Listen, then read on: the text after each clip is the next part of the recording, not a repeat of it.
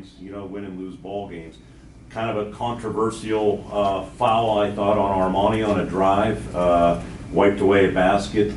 They called a charge, but then on the following sequence, your steals leader, his only steal of the night, but you talk about timely, Dave Morris on the other end of the court. I thought that was big at that point of the game. Yeah, really big. That was a momentum changer in a way, and we needed to grab the momentum back, and you got to do it. We did it with stops, and then I didn't have a great angle at the call. Obviously, my skewed eyes are going to say that it was ball bucketing good, okay, but I think those are a little bit rose-colored glasses too, so I can't really tell you. I know it was whoever took the charge, it had to be coming in at a tough angle. They weren't sitting there the whole time. So, but regardless of that, we got some good calls, we got some bad calls. That's going to be the game of basketball. You got to keep competing and fighting through those types of things, and it takes a lot of mental toughness to win championships, and that's why some teams don't win it, because they can't move on to the next play. Okay, and I focused on telling these guys, we got to focus on the root and not the fruit. You can't look at the prize at the end of the day. Okay, the root is every possession, every on offense, every possession on defense. Let's execute and let's be efficient in all that we're doing, and then let's keep moving on to the next play. Coach, back to the go real ahead. quick before the next question, Ryan asked, does anyone have any player requests? Ethan. Ethan? Yeah. Anyone else? Dave, Armani. Okay, Yeah. cool. Either of those two, like just someone. Yeah. Thank you. Go ahead. Joe, what are some of the challenges that you had playing a team for a fourth time?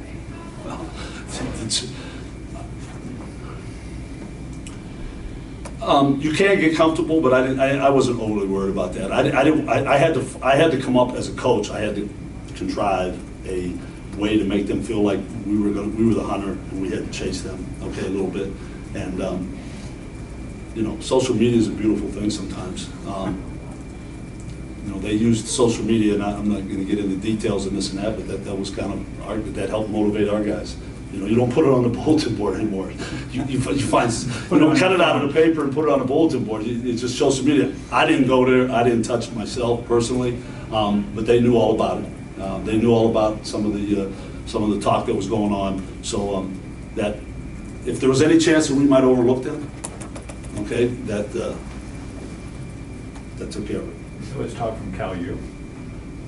It's just social media. I don't want to pinpoint it. I'm going to stay very vague on that, Jeff. It's not my first press conference. All right, just.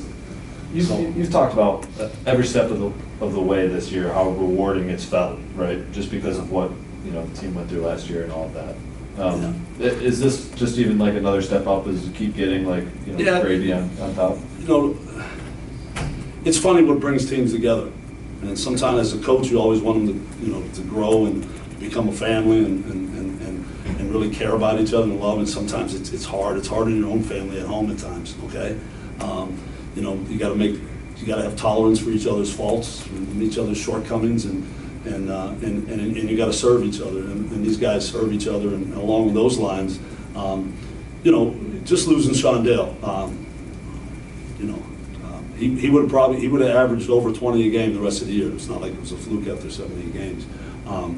Just losing that, and then Tommy missed 10 games, and then we had other guys out, and then Armani's had a very tough year. He lost his grandmother, who had a big hand in raising him, and was very hard, and he's a very sensitive kid along those lines. And then he lost an aunt about a month later, and he has a wrist injury, a hand injury, knee injury, and about 4 other things. So it's hurt his play, but you know what? He's just focused on winning and being I call it competitive greatness. He's got competitive greatness.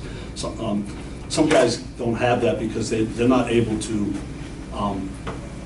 deal with their failures. And I tell the guys, you got to fight through a lot of stuff. You got to fight through failures. You got to fight through fatigue. You got to fight through your feelings. Okay, and if you can't fight through those things, okay, you're not going to become the best version of yourself.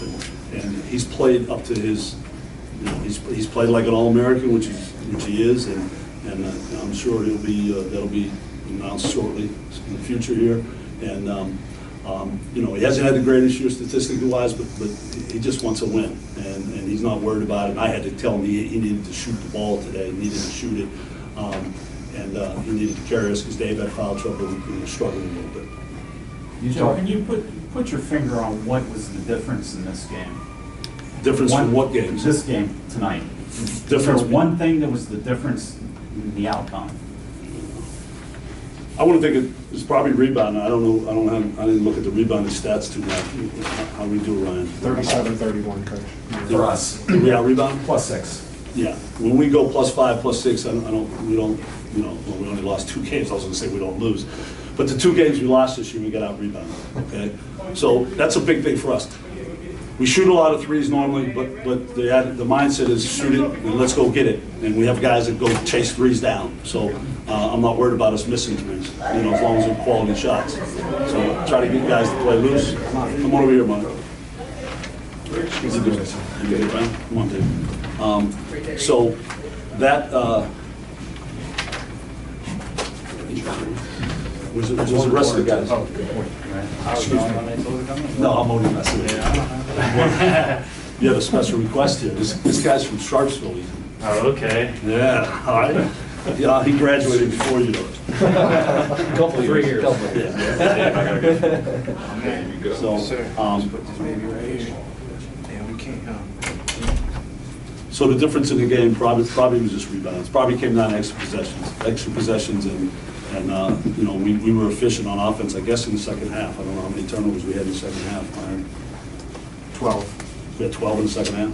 We One for the game. when we didn't turn it over, we scored it. So at 60-some%. So, but we just keep finding a way. Some days we get we have turnovers under 10. Other days, but the one consistent's been defensive rebounding.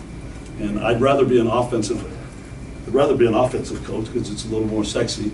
Okay, that you just go out and you score and shoot 50% all the time. But this is the motto of these guys. We can score enough when we need to, but we really take a lot of pride in the defense. And I want to give credit to Ron Fidala because he does all the scouting and just really is committed and dedicated and gets these guys ready. I just say, yeah, go ahead with it, Ron. Joe, you mentioned it, but the shot he hit there in the corner, how big was that? And for him to step up and make that shot at that time, how key was that to this outcome? Win all year from to make a 3. No. What did that put us up, 5? Yeah, 4. You're right, Jeff. Yeah, it became a 2-score game, and it was just huge because it's so much a game of momentum, and it swings back and forth. But in the last 4 minutes, I think that happened with I don't know how much time it was. I think it was under the 4-minute mark. Like 140, I think. Oh yeah, okay. So in the last 4 minutes, we called hawk time. We practice that almost every day. Where there's 4 minutes to go, we put up situations and we try to execute and get some things done. And we do it to build confidence. So many games against good teams are won and lost in the last 4 minutes, okay? And you got to keep poise and you have to execute. And, I think it gave us the momentum where they felt like, oh, they got to score twice now. And then right after that, we got to stop. And then we got fouled. I think we scored 2 more free throws after that. So, it created a whole different climate, I think, by that shot going in. So thanks for making it. Armani, your coach was just talking about the ability of your team to fight through bad plays, right? Because you guys turned the ball over a lot tonight. There were a lot of times when they punched you guys and you were able to punch right back. How can you kind of explain that? Like in terms of just as a group being able to persevere through hard That's plays. what we talk about that before every game, before every practice, like just overcoming and just focus on the next play. So like if a ref gives you a bad call, just like start clapping and just focus on the next play and just try to go from there. So that's what we try to focus on. From a bigger perspective, is that like, I guess for any of the players, is that sort of the model for the team? Like, you talk about what happened to you guys last year and losing Sean Dale and a lot of different things you guys have dealt with. Like, is that a bigger theme for the team? Yeah, like overcoming is just like our big thing. He tells stories about people overcoming, about Warwick, about the horse getting thrown dirt on him and just shake the dirt off. So we just overcome. So that's our motto. It's getting late. These guys don't have time for the Warriors. Yeah. So. Ethan, they made things difficult from outside the arc on you and the entire team. Really, they were taking that away. Was that any adjustment you saw from the last time you played them? Not really, because every team from here on out, they like know I can shoot the ball. So really, it's just I just try to impact the game however way as possible. If that's me posting up, if that's me grabbing offensive rebounds, or me, like, and then eventually, like at the end of the game, I get a kick out and I gotta make it. That's how I feel, at least. Yeah, can you walk us through that shot? Could you feel after you made it, like, that was a huge turn for you guys? Yeah, when we called the play and I went to the corner, I just knew, like, I seen Armani look at me in the corner of his eye, and I knew he was gonna throw it to me.